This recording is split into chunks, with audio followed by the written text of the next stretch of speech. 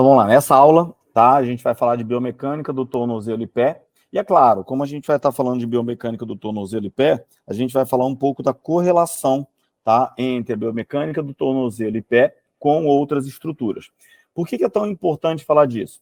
Quando a gente fala de biomecânica do tornozelo e do pé, ou quando a gente tem a tendência de estudar um determinado segmento, então, por exemplo, poxa, eu vou estudar tornozelo, o fulano de tal teve uma entorse de tornozelo.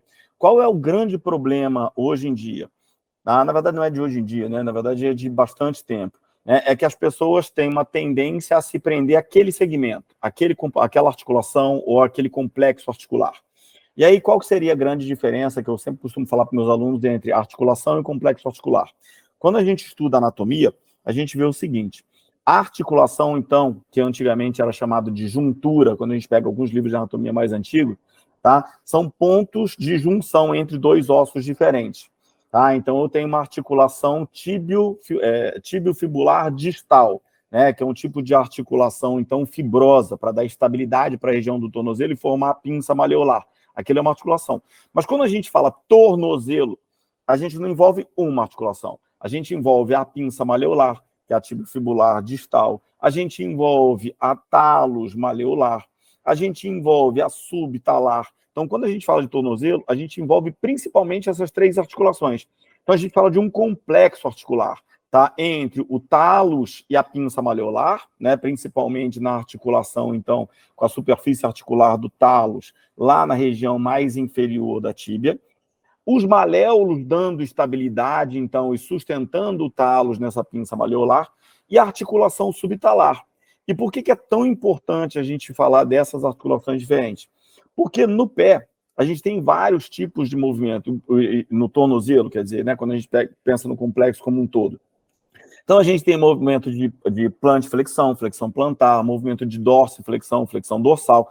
Só que a gente tem também movimentos de inversão, movimentos de eversão, e, consequentemente, a gente tem um pouquinho de rotação interna, um pouquinho de rotação externa, e, além disso, como a gente tem movimento nesses três sentidos, a gente também vai ter um movimento uma associação desses movimentos que a gente chama de movimento de pronação e movimento de supinação, tá? De tornozelo, tornozelo e pé. E aí, quando a gente pensa na biomecânica do tornozelo como um todo, ele cumpre funções essenciais para várias outras estruturas, né? Para o corpo como um todo. Então, por exemplo, né, quando a gente pensa em marcha, em biomecânica da marcha, não tem como estudar a biomecânica da marcha sem estudar a biomecânica do tornozelo. E quando a gente estuda a biomecânica da marcha, a gente estuda muito quadril, joelho e tornozelo. Então, é claro que todas essas estruturas, ou todos esses complexos articulares, eles têm correlação entre si. Por quê? Porque eles têm comunicação óssea. Por exemplo, a gente fala muito, quando a gente estuda de tornozelo, a gente vê muito estudo da cabeça da fíbula e da relação do posicionamento da fíbula com as entorses por inversão ou por eversão de tornozelo. Tá? A gente fala muito de posicionamento, então, do joelho, se a pessoa tem um genovalgo, um genovaro, se isso vai ter reflexo ou não no tornozelo. Se a pessoa tem uma coxa vara, uma coxa valga, tem reflexo no joelho, tem reflexo no tornozelo. Se a pessoa tem uma alteração de ângulo Q do joelho, se a pessoa tem uma alteração de ângulo de anteversão da cabeça do fêmur, se a pessoa tem uma alteração de ângulo do colo do fêmur. Por quê? Porque tudo isso vai ter reflexo. O nosso corpo, então, atua com várias forças, que a gente chama de forças descendentes e forças ascendentes, né? E esse pé ele vai cumprir muitas e importantes funções. Então, quando a gente fala de biomecânica do pé, o que a gente pensa em primeiro lugar? O que as pessoas olham em primeiro lugar, né? Que o pé tem um arco, que a gente chama de arco plantar, que na verdade não é um arco, são dois arcos principais, dois arcos plantares, né? Esses arcos plantares, eles estão envolvidos na parte estrutural, tá? Na parte funcional do tornozelo, mas também na parte de suporte e nas alterações. Felipe, como assim suporte estático e alterações? Quando a gente fala de arco plantar, a gente costuma falar o seguinte, que quando a gente pisa, a gente tem uma dinâmica de suporte de peso, que é o que a gente vê mais ou menos nessa imagem aqui, ó. Tá? Então, quando eu estou fazendo uma pisada, eu tenho mais ou menos uma dinâmica de suporte de peso. Então, quando a gente está estudando, por exemplo, biomecânica da marcha, a gente vê que durante a biomecânica da marcha, a gente tem fases diferentes dessa marcha, né? Que são a fase de apoio, a fase de balanço e a fase de duplo apoio. Felipe, qual a diferença da marcha para a corrida? Eu sempre brinco com os alunos o seguinte: quando a gente está correndo, a gente tem uma fase de duplo balanço. Então, quer ver uma coisa fácil de separar biomecanicamente a marcha da corrida? É só a gente olhar a marcha atlética. Né? Chega nas Olimpíadas, a gente olha a marcha atlética, é aquele cara que anda rebolando. Quando que o cara da marcha atlética ele é eliminado? Quando ele tira os 2 pés do chão. Por quê? Porque se ele está fazendo um duplo balanço, significa que ele está saltando. Se ele está saltando, ele deixou de andar e passou a correr. Então, a marcha, por mais que você aumente a velocidade, você aumenta o tempo de contato do duplo apoio, né? Ou seja, a marcha mais rápida possível é quando um pé está chegando enquanto o outro já está saindo. Agora, se um está chegando e o outro já saiu, você já está correndo. Tá? E dentro dessas fases de apoio, a gente tem algumas subfases. Na verdade, no apoio, a gente tem 6 subfases.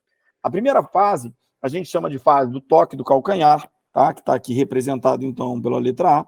Então, aqui a gente tem a fase do toque do calcanhar. Então, quando a gente toca com o calcanhar no chão, normalmente a gente toca com o calcanhar no chão com o joelho estendido. E aí essa sobrecarga vai toda para o calcanhar. Depois, a gente vai ter uma segunda fase, que vai estar mais ou menos aqui, que a gente chama de fase de aceitação de peso. É quando a gente começa a transferir carga de um membro para o outro, ou seja, jogar a carga de um lado para o outro. Isso a gente é muito importante na marcha, tá? Na marcha a gente tem 2 coisas que são extremamente importantes. Transferência de peso, eu tenho que ter esse equilíbrio para transferência de peso, né? E tenho que ter uma boa descarga de peso para isso. E depois, a gente também tem que ter uma boa dissociação de cinturas. Para quê? Para que isso não seja sobrecarregado. Felipe, mas aonde que entra dissociação de cintura no pé? Tá? Se a gente estava falando do pé aqui, é só a gente olhar aqui, ó. Quando a gente entra nesse momento aqui, a gente percebe que a nossa linha vai fazer isso aqui, ó. Vai cruzar daqui para cá. Por quê? Porque nesse segundo momento, na verdade, nesse terceiro momento aqui, a gente tem uma fase que a gente chama de fase de aceitação de peso.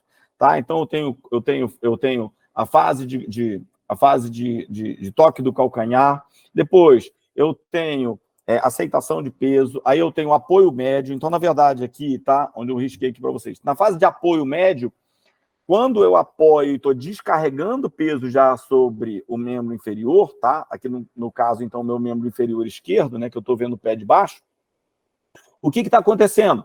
O meu ilíaco, a minha pelve já está rotacionando, já está rodando ao contrário. E, consequentemente, essa minha carga que começou no calcâneo e ela começa, então, de forma lateral, ela começa a transferência de lateral para medial. Tá? Depois, então, a gente vai ter apoio médio, depois a gente vai ter apoio final, que vai estar mais aqui na frente, e depois a gente vai ter a última fase lá na frente, que vai ser a fase de saída dos artelhos. Nessa fase de saída dos artelhos, quem trabalha muito? O hálux em flexão. Então, a gente trabalha muito a flexão do hálux. O hálux trabalha muito em garra. Então, a gente fala que o hálux ele é um grande estabilizador do pé também. Tá? Então, aqui a gente consegue, por exemplo, visualizar como acontece, qual é a interferência da dissociação de cintura lá em cima. Só que quando a gente olha esse pé aqui por baixo, a gente pode observar ainda que existe uma tendência. Qual é a tendência? Existe uma tendência, antigamente a gente estudava, tá? Que quando a gente apoia, a gente tem 3 contatos de apoio, tá? Que são 3 contatos de apoio principal, que são a base do calcâneo, tá? Cabeça do primeiro metatarso e cabeça do quinto metatarso. Então, sempre a gente estudou assim, como se esse pé aqui ele fosse triangular, ó, e eu tivesse isso aqui, ó, tá? Como se isso aqui fosse a minha base. Então, ou seja, a minha base de apoio fosse um triângulo invertido e, consequentemente, nesse triângulo invertido, a primeiro contato, então, vai ser lá no calcâneo, o segundo contato seria na cabeça do primeiro, o terceiro na cabeça do quinto e depois descarrega peso. Hoje a gente sabe que, na verdade, não é bem assim. A gente faz um contato do calcanhar, depois esse contato já é dinâmico e vem contornando o que a gente chama de arco plantar. Se a gente observar, por exemplo, quando a gente faz, né, um estudo com uma plataforma de força, né, nem precisa ser com plataforma de força, a gente vai perceber que os pontos que mais tocam o chão são esses assim, ó. Por quê? Porque aqui, mais ou menos nessa linha aqui, a gente vai ter a formação do nosso arco plantar. E esse arco plantar, então, que ele vai ser mais interno, né? Isso aqui dá para a gente fazer até quando a gente faz aquelas análises de pisada e você passa tinta na sola do pé do paciente, pede para ele pisar, e você percebe se o paciente ele tem um pé plano, isso aqui vai ser consequentemente mais aqui, ó. Ou seja, ele pisa mais chapado, ele parece um retângulo. Agora, se o paciente tem um pé cavo, aí é o contrário. Aí ele diminui essa areazinha de apoio e ele fica mais aqui assim. E o normal? O normal é o intermediário. Então, aqui seria um pé cavo. Pé cavo. Essa cor não está favorecendo. Aqui, em azul, seria um pé plano. E aqui, em verde, seria o que a gente espera. Em amarelo, seria o que a gente espera de normal. Tá? O que seria o normal, então? Felipe, como assim normal? O que seria um conceito de normalidade? Toda vez que a gente fala de conceito de normalidade, a gente fala de um conceito de padronização. Em biomecânica, não interessa para a gente a padronização, porque aqui a gente não tem mais um padrão. Eu não estou falando de comparando indivíduos com indivíduos. Se eu estou falando de biomecânica, eu estou falando de estruturas diferentes que têm que se complementar com uma função comum. Qual é a função comum? A função que a gente mais realiza, a marcha. Então, se eu realizo mais a marcha, as estruturas têm que se complementar. Que estruturas essas têm que se complementar? Tornozelo, pé, joelho, quadril. Então, Felipe, o que é normal para arco plantar? Depende. Depende do quê? Depende do posicionamento do joelho, se ele tem uma perna mais comprida do que a outra, se ele tem um côndilo femoral maior do que o outro e ele pode desenvolver, então, um genovário, um genovalgo, é claro que isso vai alterar a pisada dele. Né? Então, o cara tem o pé desabado, né? Ou seja, aquele pé caído para dentro. Isso vai interferir por quê? Porque muitas vezes esse pé caído não é problema do tornozelo, não é problema do pé, não é problema de pisada, mas é alguma compensação de alguma disfunção ou de algum desequilíbrio de pelve, de quadril, de joelho. E aí a gente sempre fala o seguinte, a avaliação ela tem que ser global. A gente tem que estudar o indivíduo como um todo, e não o pé. Nossa, tem pé plano, vou tratar. Mas será que a causa é o pé? Ou será que a causa é o joelho ou o quadril? Então a gente olha o indivíduo como um todo. Né? Antigamente a gente estava, tem pé plano, palmilha para isso. Tem pé cavo, faz isso aqui. Vamos trabalhar de forma diferente dependendo do tipo de pisada que ele vai ter. Mas hoje a gente sabe que não. Que, na verdade, a gente tem que estudar, primeiro, o que é primário e o que é secundário. E primeira coisa que a gente faz, trabalha sempre em cima da causa, nunca em cima da consequência. Então, a gente tem que saber, será que a causa é o pé? Ele tem uma falha biomecânica no pé e, consequentemente, ele vai ter repercussões biomecânicas e compensações no joelho e no quadril. E, normalmente, as dores, os problemas vão aparecer nessas articulações. Ou será que o problema, de repente, não vem do joelho, não vem do quadril e está se refletindo lá na pisada dele? Né? Então, normalmente é isso aqui que a gente vai ter como pisada. E quando a gente fala de conceito de padronização, a maioria das pessoas vai fazer a pisada assim. Desde que tenha o ângulo Q do joelho lá certinho, com a sua angulação próxima de 8 graus, desde que tenha um ângulo do quadril próximo de 12 graus, desde que tenha um ângulo de anteversão da cabeça do fêmur próximo de 9 graus, desde que tenha comprimento de membros, ou seja, os membros inferiores simétricos, né? Desde que não tenha nenhum distúrbio. A gente espera que isso aqui aconteça. E quando a gente fala de arco plantar, né? É muito importante a gente lembrar que o arco plantar, ele tem uma função, ele cumpre uma função muito importante, que vai ser a função, tá? Vai ser a função de suporte dinâmico. Então, ó, eu tenho um suporte dinâmico. Felipe, como assim função de suporte dinâmico? Porque você colocou aí que, na visão geral, o pé ele vai fazer um rolamento funcional. O que significa esse rolamento funcional e onde que entra a função aí de suporte dinâmico do nosso pé? Quando a gente está pisando, a gente tem vários pontos que a gente chama, tá, de pontos de dissipação de forças no nosso corpo. Felipe, o que significa um ponto de dissipação de forças? Eu explico muito isso quando a gente fala de coluna vertebral. Se eu pegar a coluna vertebral, por exemplo, e fizer um desenho da coluna vertebral, eu vou ter corpo vertebral aqui, depois eu vou ter corpo vertebral aqui, aí eu vou ter corpo vertebral aqui, e assim vai. Ó. a gente olhando lateralmente, a gente pode perceber que a nossa coluna, por exemplo, em perfil, ela faz algumas curvaturas. A gente chama isso na coluna de curvas fisiológicas, tá? Ou curvaturas fisiológicas. Na lombar, o que é uma curvatura fisiológica na lombar? Uma lordose. Felipe, então, lordose é problema? Não. Lordose é uma curvatura fisiológica, uma curvatura esperada. Então, o que eu não espero? Olhar na coluna de frente ou de trás, ou seja, uma vista anterior ou com uma vista posterior e ver curvaturas. Sempre existe, né? Um pouquinho, sempre tem um pouquinho de assimetria, tudo, mas isso não caracteriza uma escoliose. Mas a curvatura lateral é escoliose, patológica. Lordose, curvatura fisiológica. Hiperlordose, opa, peraí. Teve um aumento dessa curvatura fisiológica. Então, eu estou fazendo uma curvatura além do limite de normalidade, patológico. Hipercifose, no caso da torácica, patológico. Patológico não significa de doença, normalmente está relacionado com alterações biomecânicas. Só que voltando para a curva, qual é a função da curva?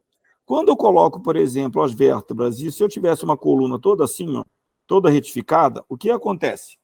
A gente tem forças que são de cima para baixo, que são as nossas forças descendentes, né? Ou seja, a força da gravidade atuando sobre o nosso corpo, por isso que a gente tem uma coluna, né, que lá em cima tem vértebras pequenininhas e lá embaixo vai ter vértebras maiores para aguentar essa sustentação de peso, e a gente tem a força de reação do solo, tá? Então, para cada força de ação, a gente tem uma força de reação. E lembrando, a força de reação tem vetor oposto e mesma intensidade.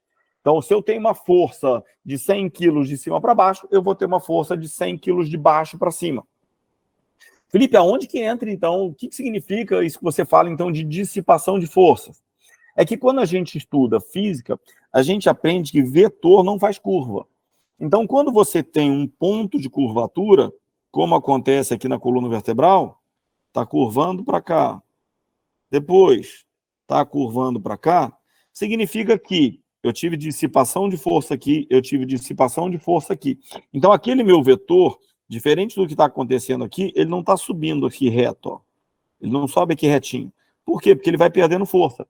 Então, aquela carga que era inicialmente de 80 quilos, na volta, ela já não tem mais uma força de 80 quilos. Por quê? Porque ele foi dissipado.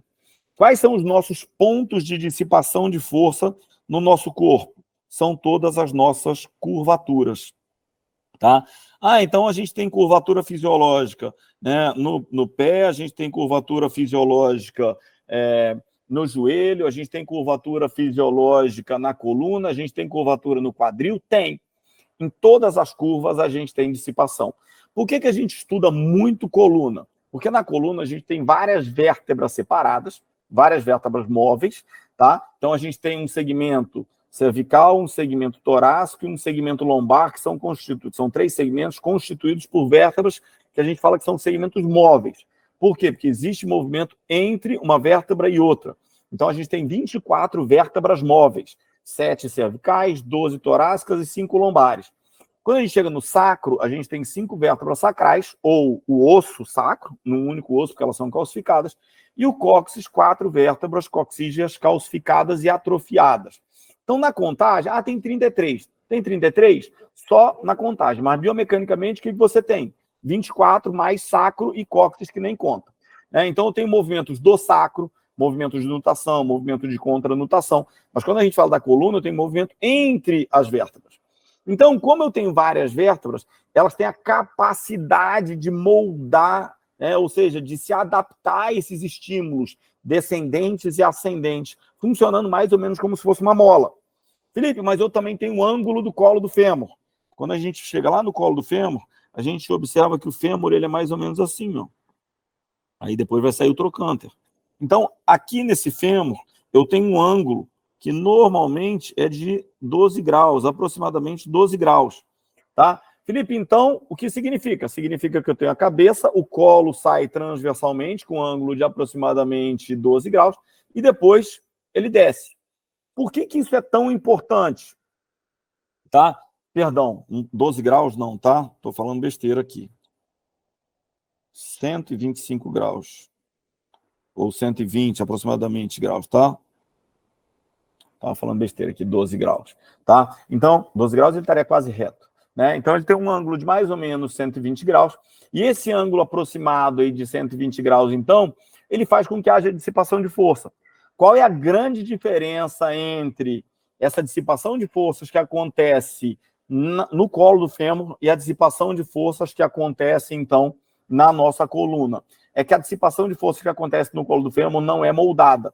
Então, por exemplo, se eu tenho um fêmur com o colo mais fechado, ou seja, próximo de 90 graus, significa que ele vai dissipar muito mais força, mas eu vou ter uma tendência muito grande à fratura de colo do fêmur. Por quê? Porque ele é sobrecarregado.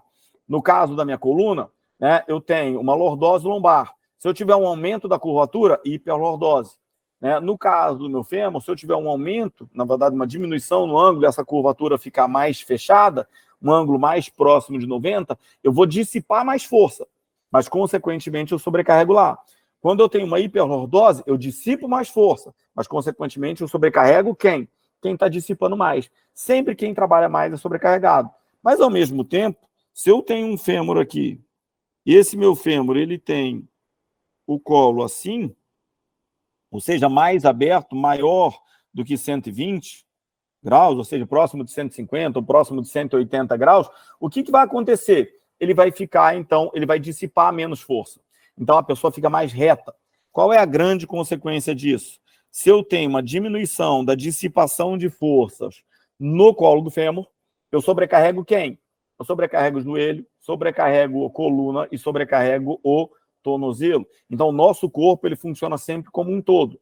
Se o meu colo do fêmur não dissipa forças, outro ponto vai ter que dissipar e vai ter que compensar. Sempre vai ser assim. Tá? E quando a gente fala no pé, Felipe, mas hoje nossa aula de pé, aonde que o pé entra nisso? O pé, ele tem o arco plantar e ele tem os tipos de contato. Então, o nosso pé, toda vez que a gente pisa, é como se a gente afundasse e voltasse. Ele funciona como se fosse uma mola. Então, ele amortece a carga e depois ele dissipa. Amortece e dissipa, amortece e reage. Isso ele está fazendo o tempo todo. A partir do momento que eu tenho um pé plano, ele amortece menos, consequentemente, o impacto é maior. O que ele vai fazer? Sobrecarrega joelho, sobrecarrega quadril. A partir do momento que eu tenho um pé cavo, o que significa? Que eu estou dissipando mais. Por quê? Porque a minha curvatura é maior. Consequentemente, esse cara dificilmente ele vai ter dor no joelho, dificilmente ele vai ter dor no quadril. Onde que ele vai apresentar? Dor no pé. Por quê? Porque o pé está trabalhando mais do que os outros. Então, o cara que tem pé cavo, eu vou trabalhar só a pisada? Não. Eu vou trabalhar também joelho, vou trabalhar quadril, vou trabalhar coluna. Para quê? Para fazer com que ele tenha uma pisada mais organizada, dissipe mais no pé, para tirar a sobrecarga de outras estruturas, tá? Aí depois, quando a gente olha, estuda, a divisão sistemática do pé, a gente vê que a gente vai ter estruturas articulares, tá? E algumas funcionalidades específicas. Aqui, como a gente pode observar, o pé aqui está dividido em regiões. Essa regiãozinha que eu vou riscar aqui em amarelo, aqui, ó, é a região que a gente chama de retropé, tá? Essa região que eu vou passar a caneta aqui verde, tá? É o que a gente chama de mediopé. E essa região aqui, que eu vou estar pintando aqui de vermelho, é a região que a gente chama de antepé, tá? Que vai chegar até lá os dedos. Então, quando a gente divide o pé, a gente divide esse pé em 3 regiões. Região do retropé, região do mediopé e região do antepé. Felipe, quem compõe cada uma dessas regiões? Se a gente for observar aqui, ó, quem está compondo essa região posterior aqui é calcânio e talos. Então, aqui no meu retropé, eu tenho talos e calcânio. Aqui no meu médio pé, eu tenho os outros ossos do tarso. Quem são? Navicular, cuboide e os cuneiformes. E no caso dos cuneiformes, eu tenho 3 cuneiformes. Cuneiforme medial, cuneiforme intermédio, cuneiforme lateral. E quando eu penso, então, no meu antepé, o que eu vou ter? Metatarsos e falanges. Então, eu vou estar né, nos ossos, então, que estão direcionando direto para os dedos, que são os meus metatarsos, e nas falanges. Então, a gente divide funcionalmente. Por quê? Porque quando eu estudo tornozelo, o que a gente estuda principalmente? No estudo do tornozelo, a gente estuda principalmente retropé, tá? E as características, né, desse retropé em relação, né, ao médio-pé, em relação ao antepé e em relação também à articulação do tornozelo, tá? Que a gente chama, então, de articulação talos maleolar. É isso que a gente vai estar estudando, tá? Então, essa é a divisão sistemática do pé. E depois a gente vai ter o contexto clínico. Felipe, mas como assim contexto clínico? O que a gente vai ver de contexto clínico aqui no pé? Tá? A gente pode ter algumas alterações que são próprias do pé. Exemplo, um hálux valgo, um hálux varo é mais difícil, deformidade de pé, tá? Então, a pessoa tem um dedo a menos, a pessoa tem um dedo a mais, a pessoa tem... isso pode ser congênito ou pode ser adquirido. Então, é muito comum, por exemplo, né, na evolução da diabetes, por causa, né, de isquemia, né, a gente ter lesões e ter perda de extremidade. Então, poxa, se o cara teve uma perda de extremidade, tem um comprometimento, se ele perder o hálux, ele vai perder muita função.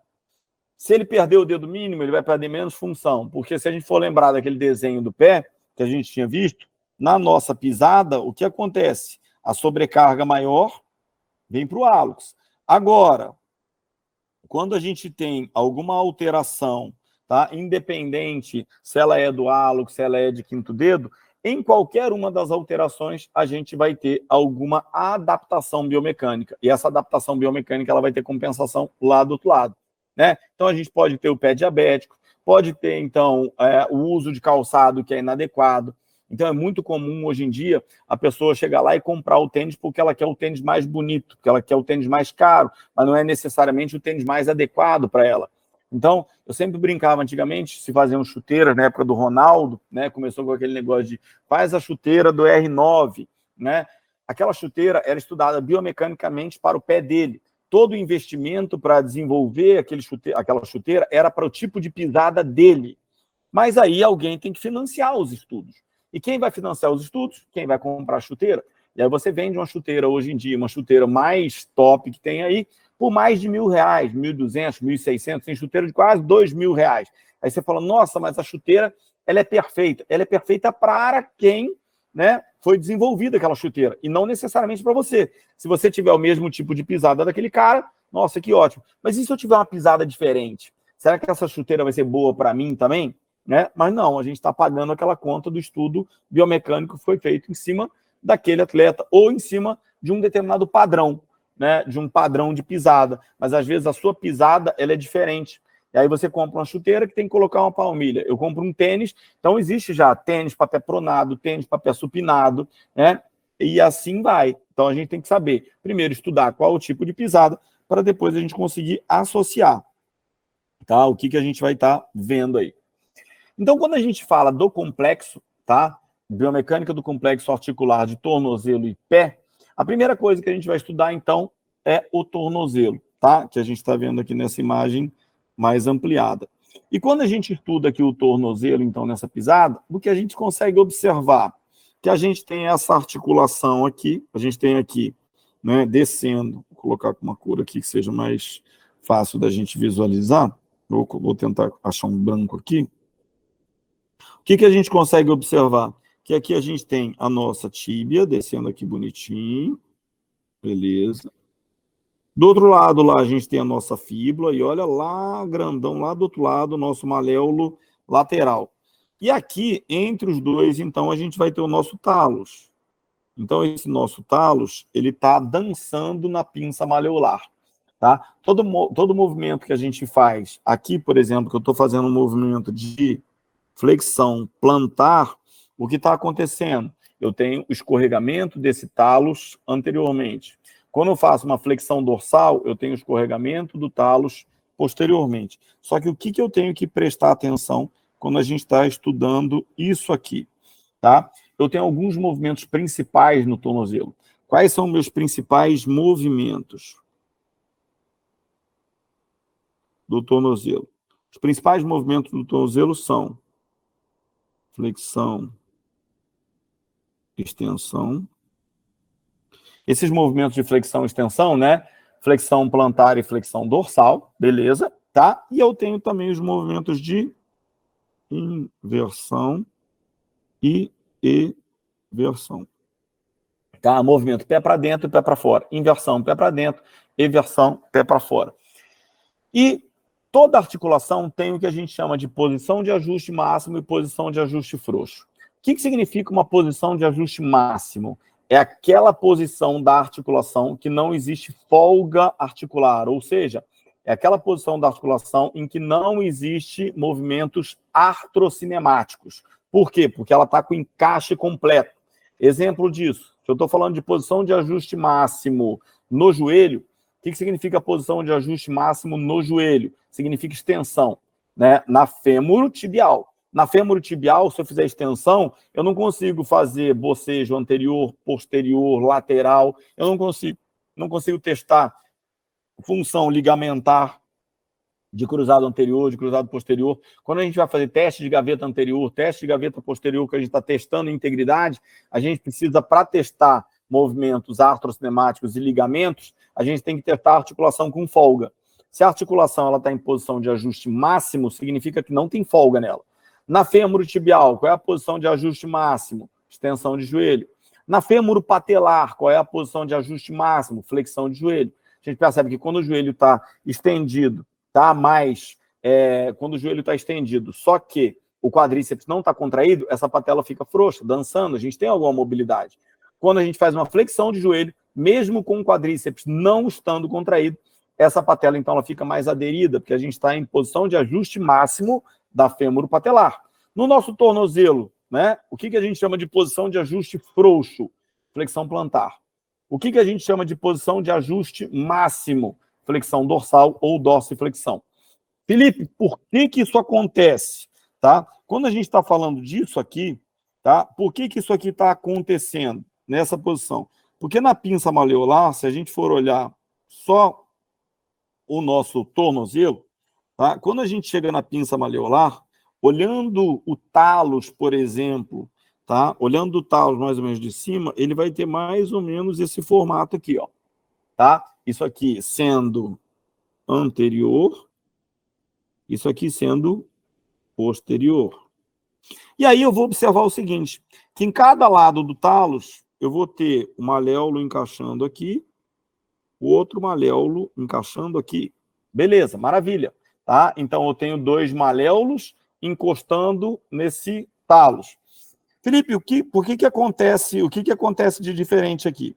Toda vez que eu estou fazendo esse movimento aqui, movimento anterior, tá? Ou seja, toda vez que eu estou levando no meu pé para frente, eu estou fazendo flexão plantar.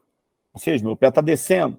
Toda vez que eu estou fazendo movimento posterior, eu estou fazendo flexão dorsal ou dorsiflexão.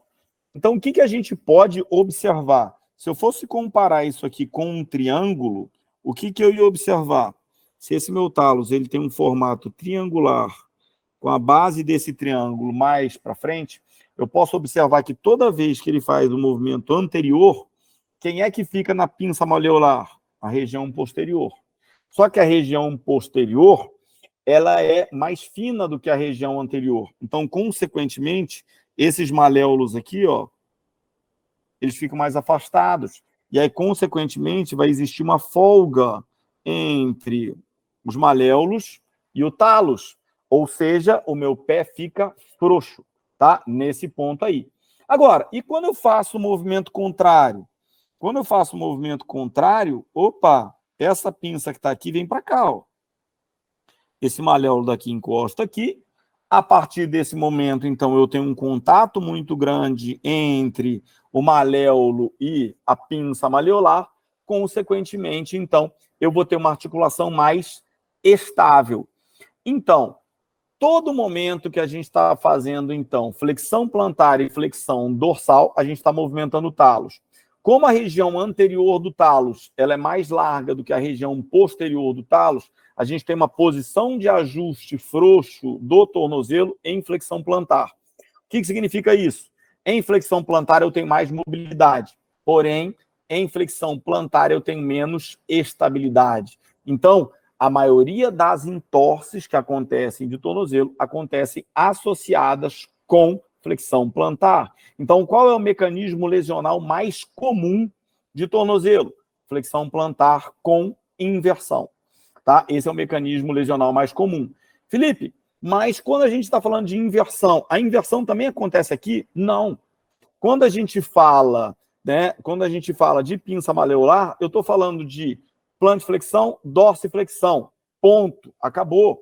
Né? Ah, mas e a flexão? E a inversão e a inversão? Todos os outros movimentos que acontecem no tornozelo vão acontecer nessa articulação aqui, ó, que eu vou colocar para você. Tá? Então, vão acontecer nessa articulação aqui, ó, que a gente chama de articulação subtalar. Tá? O que significa articulação subtalar? É a articulação entre o talos, tá, e o calcâneo. Então, nessa articulação aqui subtalar, então, vão acontecer os movimentos de inversão e eversão. Tá? Então, quando a gente faz um movimento, uma lesão em entorse de tornozelo, o que a gente comprometeu? A gente não comprometeu só a articulação da pinça maleolar. A gente comprometeu também o quê? A gente comprometeu também a articulação subtalar. Então, a gente tem que observar o posicionamento do calcâneo, se o indivíduo ele tem o calcânio varo ou o calcânio valgo, né? Felipe, como é que a gente observa isso? Normalmente, a gente observa na própria pisada. Eu posso fazer uma avaliação estática, né? E na avaliação estática, muitas vezes a gente percebe que quando ele pisa, não é o pé dele que está desabado para um lado e para o outro, é o calcânio dele que está desabado para dentro, para fora. Então, isso é uma falha de quem? Falha da articulação ou da biomecânica da articulação subtalar. E não é uma falha necessariamente do pé, é uma falha de posicionamento do talos. E aí, se eu vou tratar esse indivíduo, eu tenho que tratar o quê? Um reposicionamento do talos, e não tratar o pé como um todo. A gente vai separando e depois vai organizando. Felipe, mas se a falha dele, por exemplo, for de mobilidade do talos, porque tem muitas pessoas, por exemplo, que principalmente pós-entorse, elas ficam com uma posição de ajuste, uma falha de posicionamento do talos, depois esse talos posicionado mais posteriormente, e depois essa falha de posicionamento do talos limita movimento de dorso e movimento de plante. Então, o que vai acontecer? Eu vou ter que trabalhar a mobilidade do talos, tá? E eu posso trabalhar a mobilidade do talos fixando o talos e mobilizando a pinça, ou posso trabalhar fixando a pinça e mobilizando o talos, tá? Depende da forma que eu vou trabalhar. Dentro da fisioterapia, a gente tem algumas técnicas que são muito legais, muito eficientes, tá? Que a gente chama, então, de técnicas de reposicionamento articular funcional, tá? Do Mulligan, né? Reposicionamento, são técnicas de reposicionamento articular ativo, tá? Ou seja, eu reposiciono a articulação ao mesmo tempo que eu peço o movimento para o indivíduo. Então, eu sustento a articulação e peço o movimento para o indivíduo. Tá? Então, o Mulligan trabalha muito com reposicionamento articular ativo, tá? E o Maitland, que é outra técnica, trabalha muito com movimento ou com essa recuperação de movimento, mobilização articular passiva. Tá? Felipe, o que é mais funcional? É o ativo. Por quê? Porque muitas vezes você chega lá, coloca no lugar, mas quando a pessoa começa a andar, ele desorganiza todo de novo.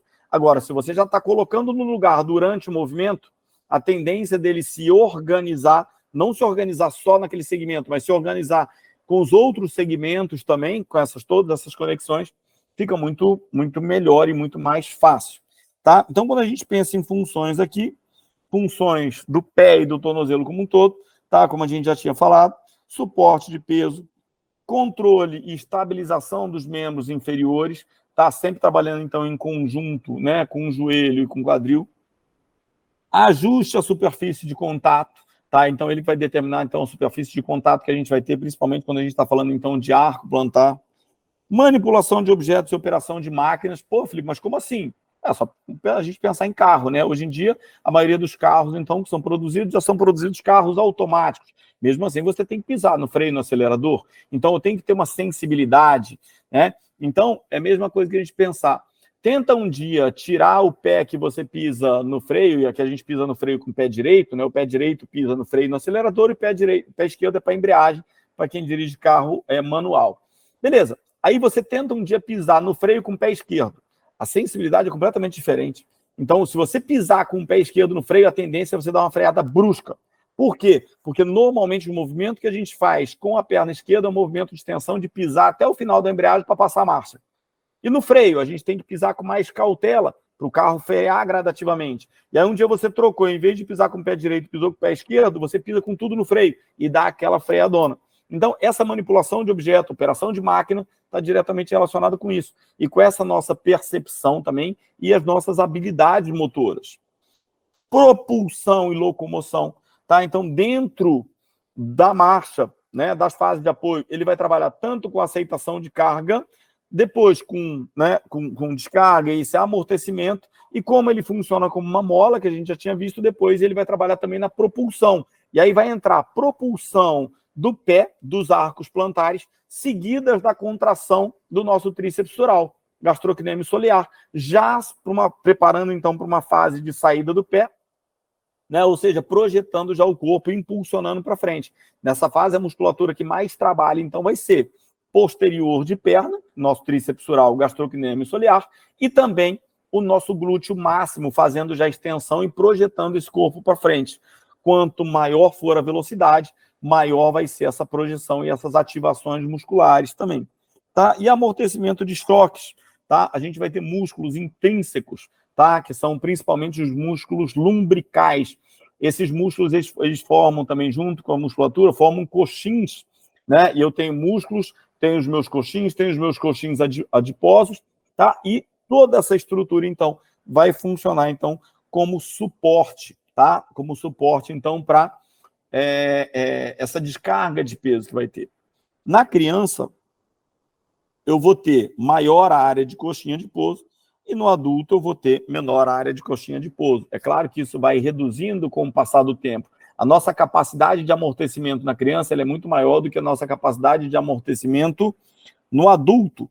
Felipe, aqui se dá isso, principalmente a hidratação, né? Ou seja, a pessoa mais idosa, ela tem como tendência a ser desidratada, comparado com a criança. A capacidade de hidratação de uma criança é muito maior do que a capacidade de hidratação de um idoso. Consequentemente, quando a gente está falando isso, tá? A gente está entrando nesse aspecto. E essa gordura, sim, tá? É a gordura de Kegel, então, tá? Que ela vai entrar e que vai formar esses coxins adiposos, tá? Que aqui são bem pequenininhos, e na criança a gente vai ter muito mais coxinhos, ou seja, eles espalhados por toda a parte aí, tá? Formando coxins muito maiores. Isso aí vai evoluindo. Do mesmo jeito que a gente vai ter uma evolução e um desgaste, perda de mobilidade, perda de capacidade de amortecimento, de carga, tudo com a idade, nas articulações, por alterações articulares, a gente vai tendo também, tá? Por alterações celulares também, né? De tipo de célula, de composição de tecido, formação de tecido. Então, olha o que a gente observa aqui. Aqui a gente está vendo, então, o nosso tornozelo, e quando a gente está observando só o tornozelo, estou deixando bem grandão aqui, o que a gente observa aqui no tornozelo? Que lá na minha fíbula, eu tenho o meu maléolo lateral. Meu maléolo lateral grandão. O meu maléolo medial, então, ele é o maléolo da tíbia. Entre esses maléolos, então, a gente vai encontrar o nosso osso bonitinho lá. Que osso é esse aqui? É o talos, tá? Na verdade, ele está aqui tudo, ó. Peraí. Tá? Então, aqui a gente está encontrando o nosso talos.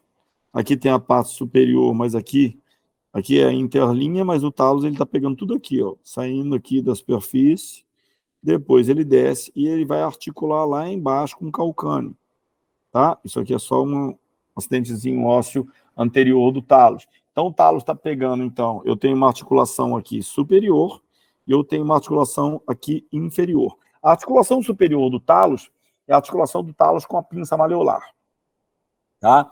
Consequentemente, tá? É a articulação responsável, então, pelos movimentos de flexão plantar e flexão dorsal, que a gente já discutiu, então, que quando a gente faz flexão plantar, como esse talos, então, em vista superior, ele tem um posicionamento, né? A parte mais larga dele fica mais anterior, ele escapa um pouco da pinça e fica mais folgado. Então, esse pé ele fica mais instável. Felipe, mas por que a gente associa, então, a flexão plantar com a inversão? Movimento de inversão e eversão acontece na articulação inferior, que é a minha articulação subtalar, que é a articulação entre o talos e o calcâneo. Só que a gente pode observar o seguinte, quando ele desliza para frente, né, anteriormente, durante a flexão plantar, quem é maior aqui? Quem é maior aqui é a minha fíbula. O meu maléolo lateral ele é maior do que o meu maléolo medial. Então, consequentemente, ele já projeta o meu pé para onde? Para dentro e não para fora. Então, a gente já tem uma tendência de projeção. Por quê? Porque eu tenho uma estrutura dando mais sustentação lateral do que sustentação medial. Então, a tendência é ele fazer o quê? Escapar para onde? Escapar para dentro. E a gente fazer, então, uma lesão por entorse, né, com plantiflexão associado com inversão. Por isso, a estrutura mais lesionada aqui vai ser o ligamento que vai estar localizado aqui, ó. Felipe, esse ligamento está localizado entre que ossos? Talos e fíbula. Então, se a gente tem um ligamento entre o talos e a fíbula anteriormente, a gente tem o ligamento talofibular anterior. Qual é a grande função desse ligamento talofibular anterior? Limitar o movimento de plantiflexão com inversão. Então, toda vez que eu faço plantiflexão com inversão, eu estiro o meu ligamento talofibular anterior e ele tem que dar sustentação. Só que ele não pode dar sustentação sozinho. Então, por isso, eu tenho outros movimentos, então, outros ligamentos, então, que são extremamente importantes.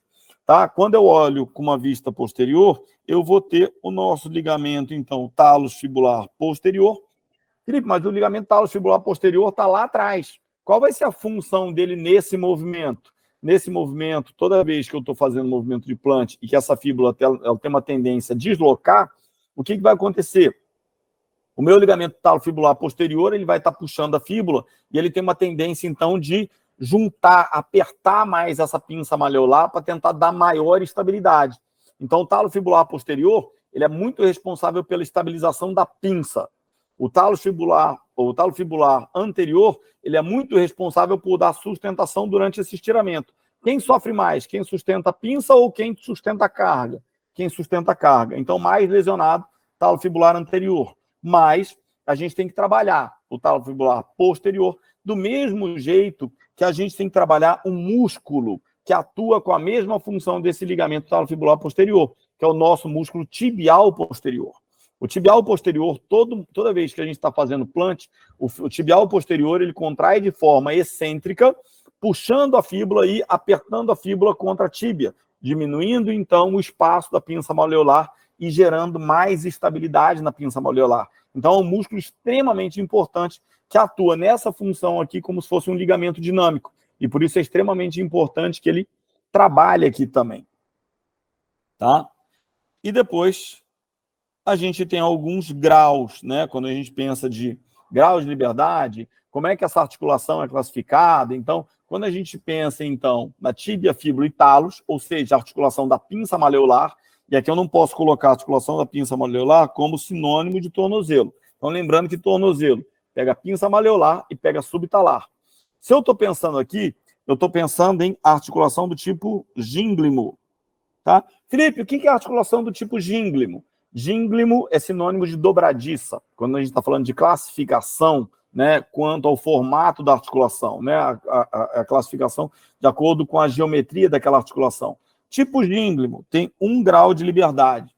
Felipe, o que significa 1 grau de liberdade? Que só se movimenta em um plano através de um eixo. Só que movimentos em um plano através de um eixo permitem movimentos para ir e para voltar. No caso, qual vai ser o meu plano de movimento? Sagital. Qual vai ser o meu eixo de movimento? Lateral. Quais são os movimentos que eu consigo fazer? Se eu estou pensando na articulação da tíbia, do talos com a pinça malleolar. Flexão e extensão. Tá? Ou seja, flexão, que seria a flexão dorsal, extensão, que seria a flexão plantar. Só que normalmente a gente chama o quê? De plantiflexão, flexão plantar, dorsiflexão da flexão dorsal. E o que a gente percebe? Que a plant tem uma liberdade muito maior do que a dorse. Tá? Onde a gente está vendo aqui flexão 20 a 30 graus, é a flexão dorsal ou dorsiflexão. Quando a gente está vendo extensão, na verdade a gente entende extensão do tornozelo como se fosse flexão plantar. Felipe, por que a extensão ou flexão plantar tem muito mais mobilidade do que a flexão dorsal? Por causa do formato do talos. Toda vez que você faz, e se eu tenho lá uma limitação, qual é a minha limitação para a flexão, ou seja, para a dorse? Eu tenho uma limitação óssea, ou seja, o talos ele encaixa completamente na pinça e eu não consigo passar daquele grau de movimento, porque eu tenho uma limitação e a gente chama de limite de movimento duro. O que é um limite de movimento duro? É um limite de movimento articular, um limite de movimento ósseo. Exemplo, extensão de cotovelo. Quando eu faço extensão de cotovelo, ele vai a 180 graus. E só. Felipe, por que eu não consigo fazer mais do que 180 de extensão de cotovelo? Porque eu tenho uma articulação do tipo gínglimo ou dobradiça, né, que se dá entre quem? Entre a ulna e o húmero ulnar.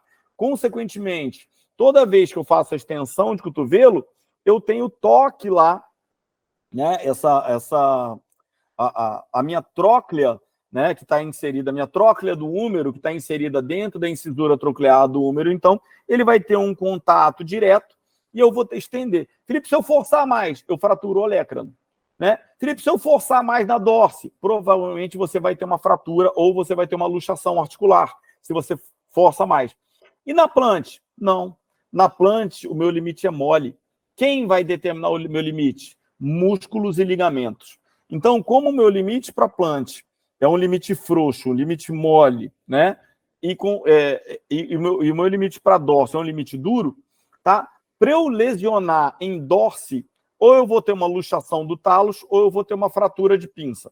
Para eu lesionar de implante, eu posso ter qualquer entorse com lesão ligamentar, qualquer lesão muscular, qualquer falta de força, por exemplo, do músculo tibial posterior, que gere uma instabilidade, qualquer alteração biomecânica já pode gerar uma falha na pinça aqui, tá? Então, quando a gente fala no pé como um todo, olha como é muito mais complexo do que a gente coloca. Né? O pé como um todo, ele engloba 25 músculos, 108 ligamentos e 57 articulações. Tá? Então, lembrando, o que é articulação? Articulação é o ponto de contato entre um osso e outro, antigamente chamado de junturas. Tá? O que é um complexo articular? São articulações que trabalham com o mesmo objetivo. Então, eu tenho o meu tornozelo tem duas articulações, é formado por duas articulações. A articulação da pinça malleolar e a articulação subtalar. Beleza? Agora, o meu pé como um todo, ele tem 57 articulações. Por quê? Porque se eu pensar só no complexo do tornozelo, ele tem uma função. Se eu pensar no complexo pé como um todo, tornozelo, pé, dedos, tudo, opa, peraí. Aí as funções são muito mais amplas e as funções são muito mais dinâmicas, né? Então, eu vou ter 57 articulações, né, que a gente vai atuar, então, de forma preventiva, tá? E quando a gente fala, então, dos músculos, então, a gente trabalha, então, com intervenções precoces. Toda vez que a gente está trabalhando, a gente pode trabalhar com prevenção e a gente pode trabalhar com intervenção. Toda vez que a gente trabalha com intervenção, a gente trabalha em cima de músculo. Toda vez que a gente trabalha com prevenção, a gente trabalha em cima de articulação. Felipe, como assim em cima de articulação ou em cima de músculo? Como é que eu posso trabalhar uma ação preventiva na articulação? No comecinho da aula, eu comentei que, né, a gente tem pontos de dissipação de força, que quando a gente não dissipa as forças de forma adequada, outros pontos vão ter que dissipar mais para gerar pontos de compensação. Beleza? Então, como a gente trabalha de forma preventiva? Descobrindo as articulações que a gente chama de articulações hipomóveis, ou seja, descobrindo onde ficam as regiões hipomóveis do nosso corpo, onde estão as nossas hipomobilidades, trabalhando as nossas hipomobilidades para, consequentemente, diminuir as nossas hipermobilidades, gerando mais equilíbrio e harmonia para os movimentos. Ação preventiva, tá? Quando a gente começa a trabalhar músculo, aí a gente já vai ter uma intervenção precoce. Por que a gente chama isso de intervenção precoce? Porque quando a gente trabalha músculo, a gente já está trabalhando a dinâmica do movimento.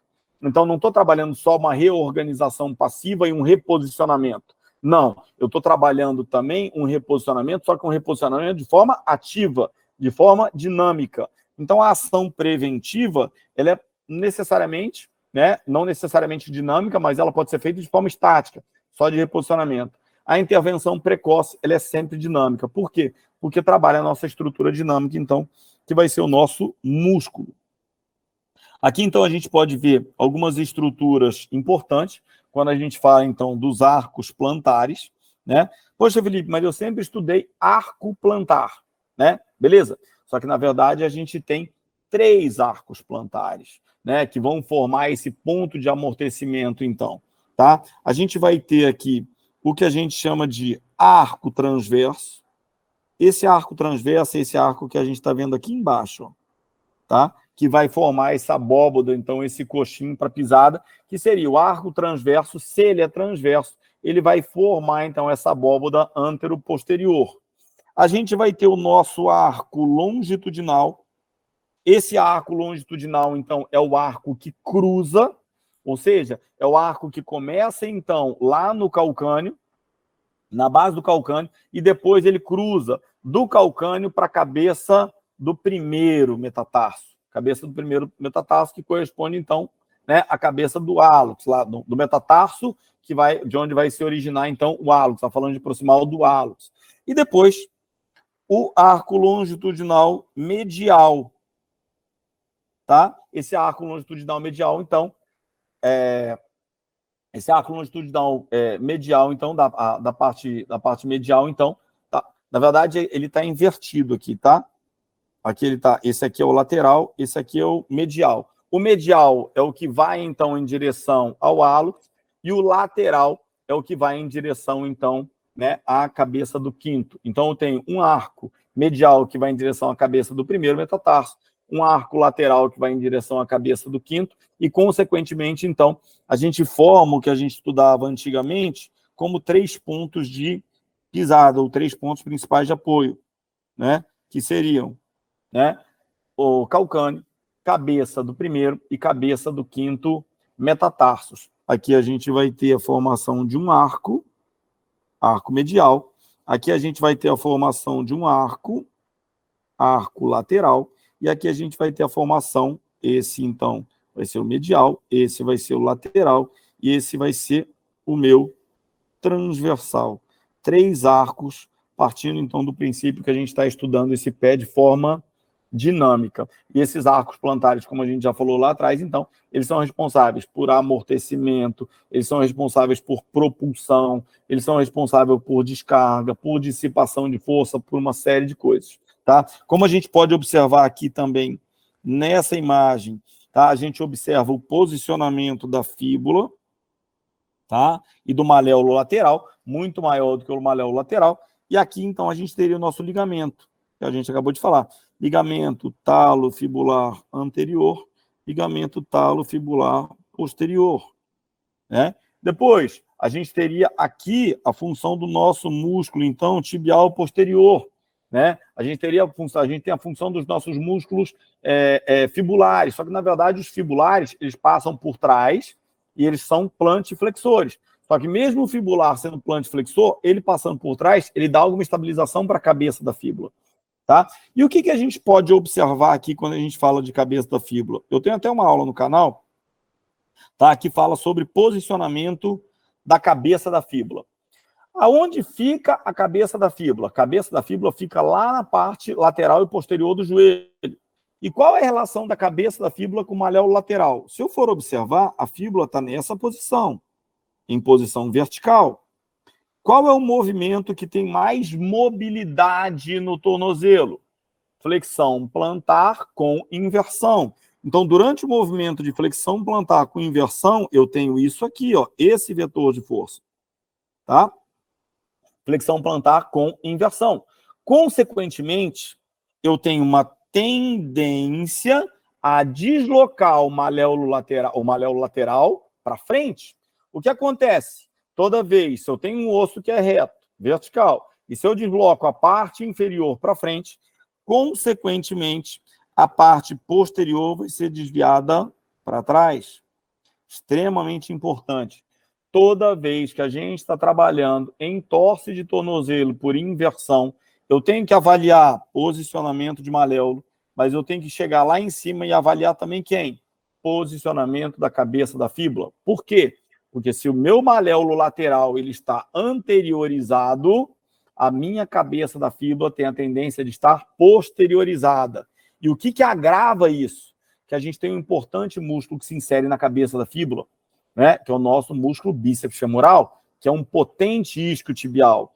E uma vez que eu tenho uma lesão no tornozelo, o que é essa lesão? Então eu tive, por exemplo, uma falha de pisada, uma entorse de tornozelo. Quando eu tive a entorse de tornozelo, eu tive a projeção desse meu maléolo lateral mais anteriormente. Consequentemente, o que eu fiz? Eu projetei a minha cabeça da fíbula posteriormente. O que acontece? Quando eu projeto a minha cabeça da fíbula posteriormente, eu encurto quem? Eu encurto o bíceps femoral. Beleza. Felipe, agora se eu tratar só o tornozelo, quando você trata só o tornozelo, o que acontece? Eu reposiciono o maléolo. Consequentemente, eu reposiciono lá em cima. Só que se eu não ajustar a musculatura posterior de coxa, o que vai acontecer? Assim que a pessoa começa a andar, o meu bíceps femoral puxa a cabeça da fíbula para trás, desloca o maléolo lateral anteriormente e a pessoa fica fazendo o tempo todo recidiva de entorse de tornozelo. Então, nunca se trata tornozelo de forma isolada. Toda vez que a gente está tratando tornozelo, a gente trata tornozelo, pé, tornozelo, joelho, joelho, quadril, de forma dinâmica. Se a gente não ajustar articulações e depois não fizer os ajustes musculares, não tem remédio. A gente vai ficar tendo recidiva de lesão o tempo todo. Então, o ajuste ele tem que ser dinâmico. Felipe, mas esse encurtamento do bíceps, ele acontece de forma rápida? Ou seja, o cara teve uma entorse ontem, ele já encurtou e já tem uma falha de posicionamento? Não, né? Acontece de forma gradativa. Só que qual é o grande problema? Quando a gente pega paciente com recidiva de entorse do tornozelo, o cara já torceu o tornozelo, deu uma melhoradinha, não procura tratar. Aí torce de novo, não procura tratar. Aí torce de novo, ou trata, mas trata de forma superficial, né? Trata só um pouquinho. E aí ele não faz os ajustes. E aí quando você vai ver, você pega um histórico de um indivíduo, principalmente de mulheres, porque as mulheres andam mais de salto, principalmente daquele salto Anabela, que é uma plataformazinha que favorece muito a entorse por inversão. E aí você pega e ela fala, nossa, eu torço direto meu pé. Vira e mexe, eu piso no salto, torço. Mas a pessoa nunca procurou tratar. Aí quando ela procura tratar, ela já tem um encurtamento do bíceps femoral que não é de ontem. Ela tem um encurtamento do bíceps femoral de muito tempo. Então, quando eu pego uma lesão recente, ou seja, o cara torceu quando? Ontem, começa a tratar com a fisioterapia. Não deu tempo ainda de encurtar. Você já começa a posicionar, a ajustar, trabalhar a musculatura, liberar a musculatura, a chance dele não encurtar e não ter uma falha de posicionamento é melhor. Agora, se eu pego um indivíduo que já vem com uma lesão crônica de anos, esse indivíduo não vai ficar bom do dia para a noite. Então, é o que eu falo para as pessoas. Muitas pessoas procuram fazer fisioterapia e procuram tratamento e querem uma resposta imediata. Mas você vai ver quanto tempo de lesão ele tem. Se eu tenho, por exemplo, uma alteração postural, o indivíduo vem com uma escoliose, vem com uma hipercifose, porque na hora que ele senta, ele se posiciona errado, ele senta mal, então ele senta todo curvado. Mas ele passa 8 horas do dia sentado curvado no escritório. E ele já está passando 8 horas por dia durante 10 anos seguidos. E aí, de repente, ele quer procurar um tratamento que, em uma semana, em 15 dias, recupere aquele mecanismo lesional que ele tem há 10 anos. Então, o que ele vai precisar fazer? Ele vai precisar, primeiro, corrigir, ou seja, tirar o mecanismo lesional e mudar, fazer uma reeducação, né, do posicionamento, uma reeducação cinético-funcional. E depois ele vai tratar. Só que esse tratamento ele vai ser muito mais lento. Então, quando a gente trabalha, por exemplo, com reeducação postural global, com RPG, as pessoas não entendem que o RPG ele tem um tempo, né, para a pessoa ter alguma melhora. Por quê? RPG, reeducação postural global. Se você está reeducando, você não reeduca do dia para a noite. Quem está fazendo uma reeducação alimentar é diferente de quem está fazendo uma dieta. Eu quero fazer uma dieta para emagrecer para o carnaval. Quero fazer uma dieta para emagrecer para entrar no vestido. Faço uma dieta louca, que eu perco algum peso para entrar naquilo ali, mas logo depois você ganha tudo de novo. Fica no efeito sanfona. O que tem um efeito realmente efetivo? Tá? Isso que vai ser mais efetivo vai ser a reeducação. Então, se eu quero emagrecer com reeducação alimentar, eu não vou emagrecer do dia para a noite, mas gradativamente eu vou emagrecendo e vou tendo os benefícios daquele emagrecimento. Se eu quero reeducar minha postura, e eu penso, poxa, eu vou reeducar, então vou ter que mudar a postura, uma postura adquirida durante anos. Então, o que vai acontecer? Eu vou ter que estimular aquele indivíduo e ele vai ter que ter a percepção de que ele não vai melhorar em uma sessão, em 5 sessões, 10 sessões. Mas é claro que ele vai ter que apresentar melhoras gradativas durante as sessões, mas ele vai perceber isso durante a própria postura dele. A musculatura que vai ser ativada vai ser diferente. A gente vai ativar mais musculaturas estabilizadoras.